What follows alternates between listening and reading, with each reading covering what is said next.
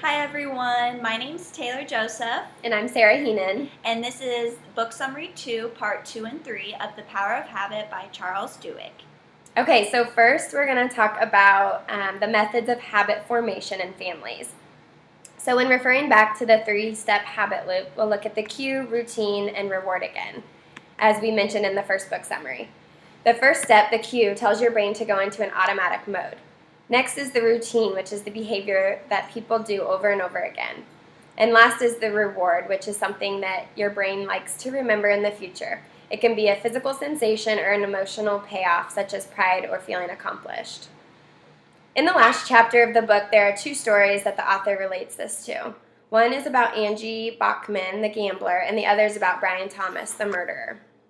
Brian Thomas had a history of night terrors, and his body went into automatic mode when he was asleep. The author explains that night terrors can lead to habits that are performed unconsciously while a person sleeps. Sleep deactivates the prefrontal cortex and other high cognition areas, and when a sleep terror habit is triggered, there is no possibility of conscious intervention. In this story, Thomas killed his wife while he was having a night terror.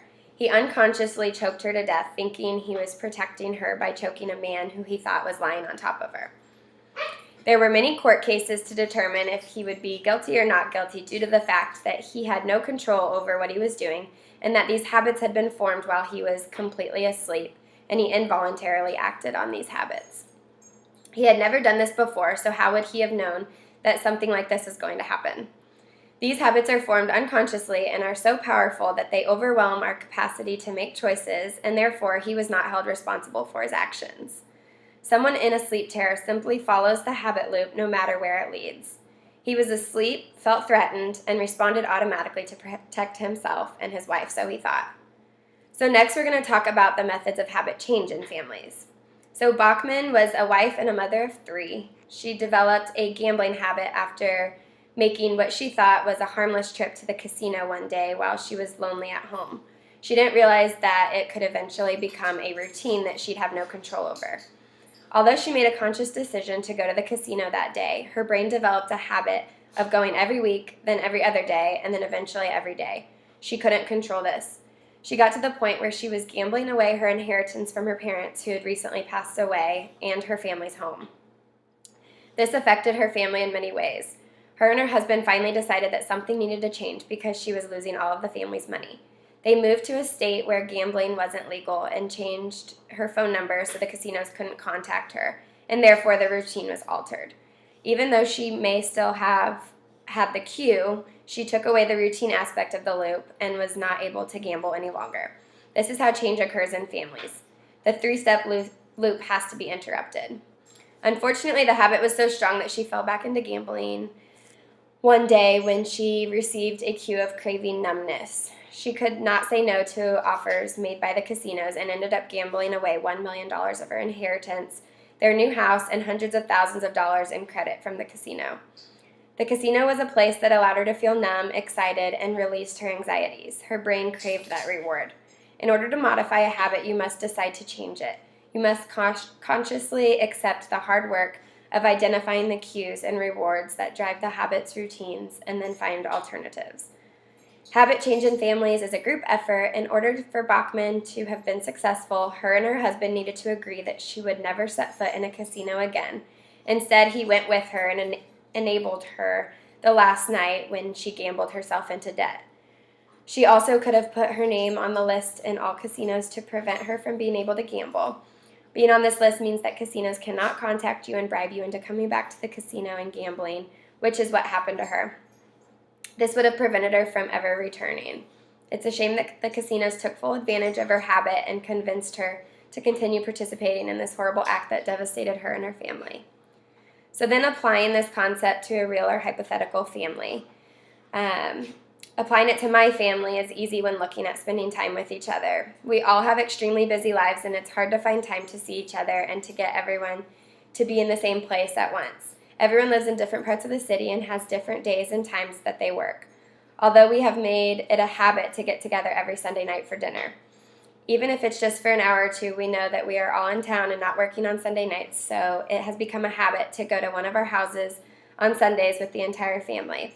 Everyone has it ingrained in their heads that they have plans every Sunday night, so there is never an excuse for someone not being able to make it. This is a positive habit that we have trained ourselves to make into a routine so that we get to spend quality time with family each week. Okay, so now we're going to discuss the methods of habit formation in communities. Habit formation does not just occur from an individual, but can also be applied directly to how certain communities function. We first must remember how a habit forms, as noted previously by Sarah, using the three-step habit loop. The cue, routine, and reward all encompass how a habit is formed. One of the most notable ways that habit formation can be applied to communities is through the actions of Rosa Parks. Parks refused to give up her bus seat to a white man in 1955 in Montgomery, Alabama. Once Parks made this historical decision, other African Americans came together and started the Montgomery bus boycott in order to combat unjust treatment of the Southern black population. The boycott ended up nearly putting the city's buses out of commission. Rosa Parks' decision sparked the start of the civil rights movement. Social habits are formed when behaviors occur that make hundreds and thousands of people to act when they may not have before. When protests occur, people may not all be marching for the same reason, but they are moving in the same direction with people they may not even know. Social habits are formed through a three-part process that sociologists and historians state occur over and over again. The first part is a movement first occurs because of social habits shared through friendship and acquaintances. The second part is the movement grows through habits held in a community and weak ties that hold neighborhoods and clans together. And the third part is the movement that endures through the leadership that accompanies a movement. The leaders give the people new habits that lets participants have a feeling of ownership. Sociologists explain that once all three parts of the process are achieved, the movement can become world-changing. Rosa Parks served as the promoter that started the entire civil rights movement. Discuss the methods of habit change in communities. In Chapter 6, Charles Duhigg examines the hospital community of Rhode Island Hospital. The hospital was always known as one of the nation's leading institutions. Although a hospital can have an outstanding trauma center, the community of clinicians must always lead an outstanding facility as well. Nurses began to speak out, and unfortunately their lack of cohesion with physicians began taking a detrimental effect. For one instance in the OR, a nurse was following usual protocol to take a time out before surgery began. The surgeon insisted on leaving the room and had the OR nurse carry out the timeout without him. When the nurse stated he should be leading the timeout, the surgeon refused and asked the nurse to leave the OR if this is what he wanted to do. From that point on, nurses began color-coding physicians based on their personalities towards the nurses. The nursing staff formed informal rules or habits unique to the institution, such as writing in blue for physicians that were nice and writing in black for physicians that were jerks and should never be contradicted. Other habits formed, and Rhode Island Hospital was living in a destructive culture among its staff members. There was another incident that took the hospital's culture to a breaking point. A patient was brought in with a subdural hematoma and needed emergent surgery. The patient was an old, frail man and had fallen just before his symptoms started to occur. The surgeon was in spinal surgery when he got word of the need to operate on this man. He stepped out of the OR, looked at the scan, and made the decision to take him emergently to the OR to relieve the pressure in his brain. Once in the OR, the nurse noticed that on the consent forms there was no information about which side of the head he had fallen on. The surgeon insisted that it was his right side and referred back to him looking at the scans.